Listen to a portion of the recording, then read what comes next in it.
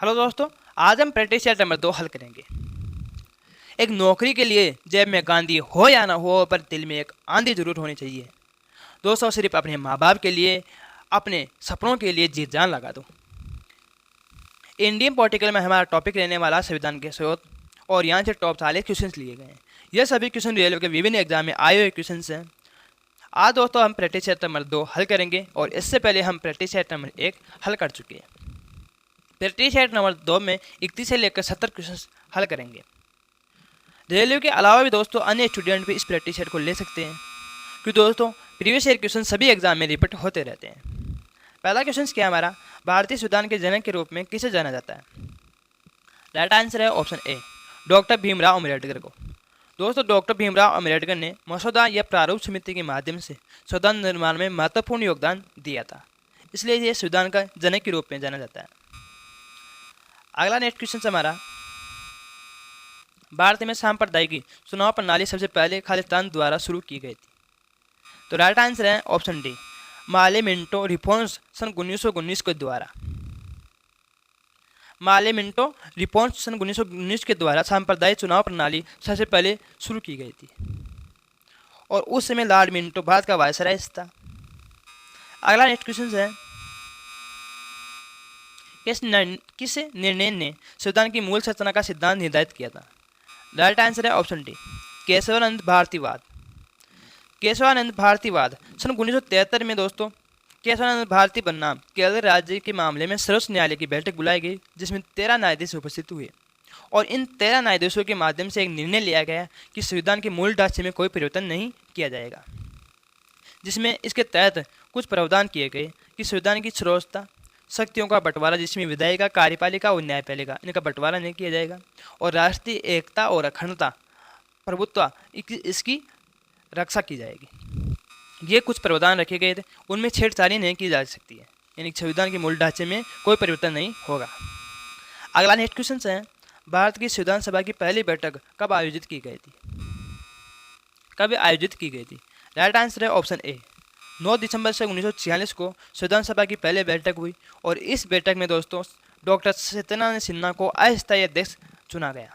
Doctor Satyanarayan Sinha को अस्थायी अध्यक्ष चुना गया। इस बैठक में दोस्तों 389 सदस्य थे, और 292 प्रांतों से लिए गए थे, 13 देशी रियासतों से और 4 केंद्र शासित प्रदेशों से लिए गए थे। अगला नेक्स्ट क्वेश्चन है, भारतीय संविधान को कब अंगीकृत किया गया था? अंगीकृत कब किया गया और लागू कब किया गया?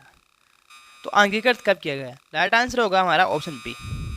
राइट आंसर होगा ऑप्शन बी, 26 नवंबर सन 1949 को भारत के संविधान को अंगीकृत किया गया, यानी लिखा गया था।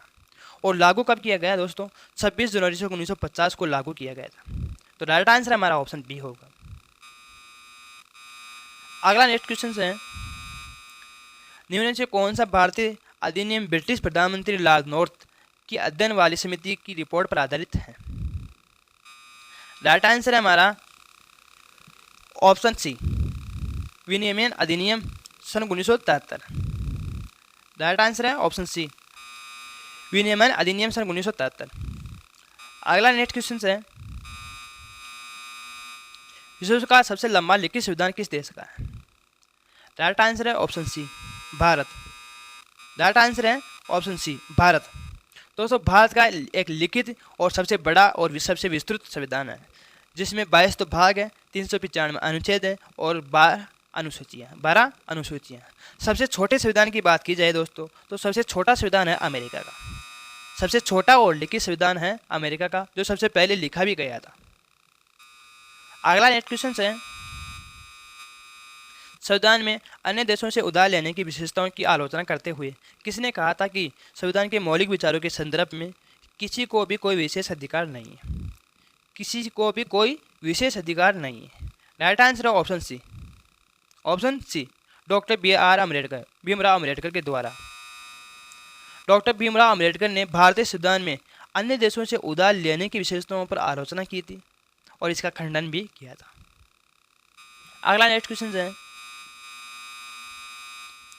भारत के संविधान की मसौदा समिति के अध्यक्ष कौन थे? मसौदा या जिसे प्रारूप समिति भी कहा जाता है। राइट आंसर है option D, doctor Bhimrao Ambedkar. दोस्तों मसौदा या प्रारूप समिति जिसके अध्यक्ष तो डॉक्टर भीमराव अम्बेडकर। अगला नेक्स्ट क्वेश्चन है,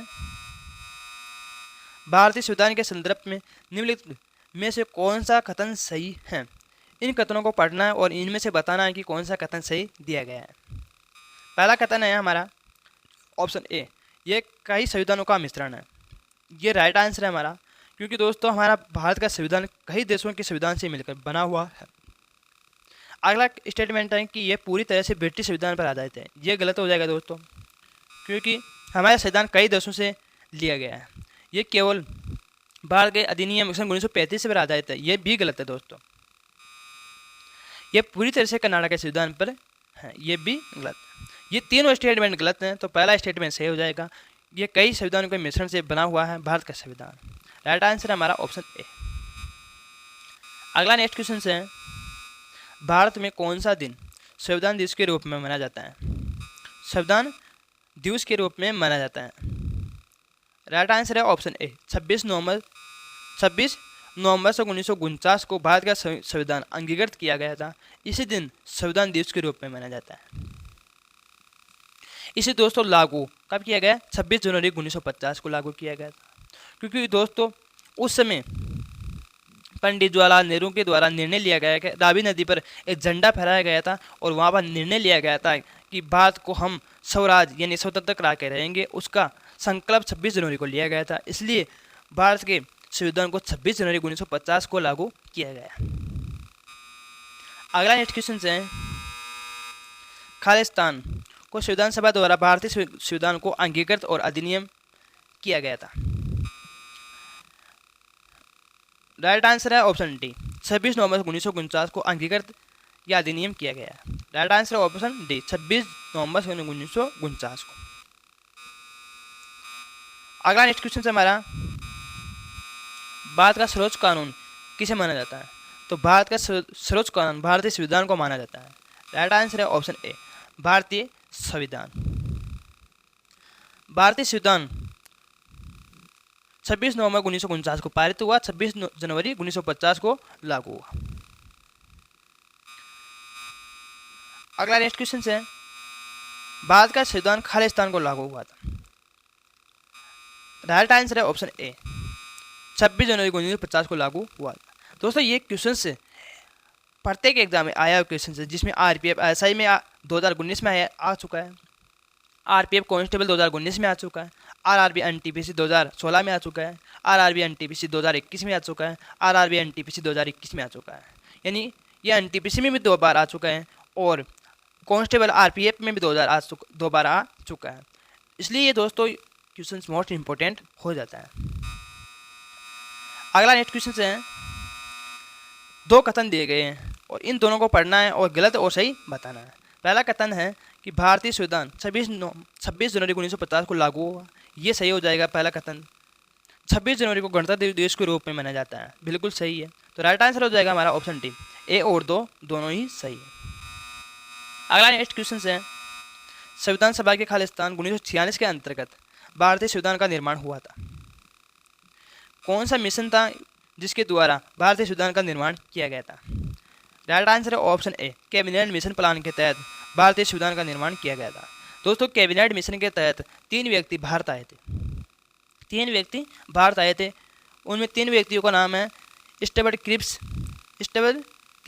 लॉर्ड पैट्रिक लॉरेंस और एवी अलेक्जेंडर। ये तीनों व्यक्ति भारत 24 मार्च 1946 को भारत आए थे। इनके तहत ये क्रिप्स मिशन के तहत आए थे और जो भारतीय संविधान का निर्माण इनके तहत हुआ था। अगला नेक्स्ट क्वेश्चन है, भारतीय संविधान सभा की प्रथम बैठक की अध्यक्षता किसने की? अध्यक्षता किसने की? राइट आंसर है option D, doctor Satyanarayan Sinha के द्वारा। अगला नेक्स्ट क्वेश्चन है, संविधान सभा के पहले सत्र का आयोजन कब हुआ था? पहले सत्र का आयोजन कब हुआ था? राइट आंसर है ऑप्शन बी, सन 1946 को पहले सत्र का आयोजन किया गया था, 9 दिसंबर 1946 को। अगला नेक्स्ट क्वेश्चन है, संविधान सभा ने किस दिन भारत के राष्ट्रीय ध्वज को अपनाया था? ये मोस्ट इंपॉर्टेंट क्वेश्चन है दोस्तों। किस दिन भारत के राष्ट्रीय ध्वज को अपनाया गया था? राइट आंसर है ऑप्शन डी, 22 जुलाई सन 1947 को भारतीय राष्ट्रीय ध्वज को अपनाया गया था। दोस्तों इसकी चौड़ाई और लंबाई की बात करें राष्ट्रीय ध्वज की हमारी, तो लंबाई थी इसकी 3 और चौड़ाई थी 2, यानी 3:2 इसकी लंबाई और चौड़ाई थी। इसमें कुल 24 तीलियाँ, इसमें कुल 24 तीलियाँ थी। अगला नेक्स्ट क्वेश्चन है हमारा, भारत का राष्ट्रीय प्रतीक भारत सरकार द्वारा कब अपनाया गया था? भारत का राष्ट्रीय प्रतीक कौन सा है? अशोक स्तंभ है। अशोक स्तंभ भारत का राष्ट्रीय प्रतीक है। जैसे कब अपनाया गया? तो राइट आंसर होगा हमारा ऑप्शन सी, 26 जनवरी 1950 को भारत के राष्ट्रीय प्रतीक को अपनाया गया था। 26 जनवरी सन 1950 को। अगला नेक्स्ट क्वेश्चन है, भारत का संविधान गणतांत्रिक है क्यों है गणतांत्रिक? तो गण का अर्थ होता है जनता, तांत्रिक होता है तंत्र, यानी जनता का एक तंत्र होता है, उसे कहते हैं गणतांत्रिक। तो राइट आंसर है हमारा ऑप्शन डी, इसमें कोई वंशानुगत घटक नहीं होते हैं, इनमें जनता का शासन होता है। राइट आंसर हो जाएगा हमारा ऑप्शन डी। अगला नेक्स्ट क्वेश्चन है, भारत के गणतंत्र हैं, भारत एक गणतंत्र है, गणतंत्र का मतलब क्या होता है? राइट आंसर है हमारा ऑप्शन सी, राज्य एक प्रमुख उसके लोगों द्वारा परोक्ष रूप से चुना जाना, ये गणतंत्र होता है, यानी जिसमें जनता का शासन होता है, जनता ही सरकार चुनती है। अगला नेक्स्ट क्वेश्चन है, 2 कथन दिए गए हैं दोस्तों, इन दोनों कथनों में से बताना कि कौन सा गलत है और कौन सा सही है। पहला कथन है हमारा, भारत एक लोकतांत्रिक देश है, बिल्कुल सही है कि भारत एक लोकतांत्रिक देश है। भारत का अपना एक संविधान है, बिल्कुल सही है कि भारत का एक अपना संविधान है। तो राइट आंसर होगा हमारा दोस्तों ऑप्शन बी, ए और बी दोनों ही सही हो जाएंगे। अगला नेक्स्ट क्वेश्चन है, भारतीय संविधान के राज्य के नीति निर्देशक सिद्धांतों को लिया गया है, कहाँ से लिया गया है? तो नीति निर्देशक तत्व। राइट आंसर है ऑप्शन बी, आयरलैंड के संविधान से नीति निर्देशक तत्व लिए गए हैं। कहाँ से लिए गए? आयरलैंड से नीति निर्देशक तत्व लिए गए हैं। इनका उल्लेख दोस्तों हमारे संविधान के भाग 4 के अनुच्छेद 36 से लेकर 51 के मध्य किया गया है, जो हमने आयरलैंड से लिया है। अगला नेक्स्ट क्वेश्चन है, भारत के संविधान में मूल कर्तव्यों को संविधान में उल्लेखित नागरिक कर्तव्यों से उधार लिया गया कहा जाता है। तो यानी मूल कर्तव्य हमने कहाँ से लिया था? तो राइट आंसर होगा हमारा ऑप्शन सी, मूल कर्तव्य हमने यूएसएसआर से लिया था, सोवियत संघ, जिसे सोवियत संघ से हम जानते हैं, यहाँ से मूल कर्तव्य लिए गए हैं और इनका उल्लेख भारतीय संविधान के भाग 4A में किया गया है। अगला नेक्स्ट क्वेश्चन है, भारतीय संविधान में शामिल मौलिक कर्तव्यों से संबंधित खंड से खालिस्तान अंगीकृत किया गया है। राइट आंसर है ऑप्शन बी, यूएसएसआर से हमने मौलिक कर्तव्यों को अंगीकृत यानी लिया है। दोस्तों इंग्लैंड की बात करें, इंग्लैंड से क्या क्या लिया गया है? तो इंग्लैंड से हमने संसदात्मक शासन प्रणाली, एकल नागरिकता, यह हमने इंग्लैंड से लिया है। और यूएसएसआर से हमने मौलिक कर्तव्य लिए ही हैं। और जर्मनी से हमने आपातकाल के दौरान राष्ट्रपति के मौलिक अधिकार होते हैं, उनकी शक्तियाँ जर्मनी से ली गई है। यूएसए से मौलिक अधिकार, संविधान की श्रेष्ठता, न्यायपालिका की स्वतंत्रता और वित्तीय आपात, ये हमने यूएसए से लिया था, संयुक्त राज्य अमेरिका से लिए। अगला नेक्स्ट क्वेश्चन है, भारत के संविधान में अर्धसंघीय शासन प्रणाली की विशेषता किस देश के संविधान से ली गई है? अर्धसंघीय शासन प्रणाली। तो राइट आंसर है हमारा ऑप्शन सी, कनाडा। कनाडा से हमने अर्धसंघीय शासन प्रणाली ली है। अगला नेक्स्ट क्वेश्चन है, भारत के संविधान की इनमें से कौन सी विशेषता यूनाइटेड किंगडम संविधान से ली गई है, के संविधान से ली गई है? राइट आंसर है ऑप्शन डी, एकल नागरिकता, यानी एकल नागरिकता हमने ब्रिटेन से ली है।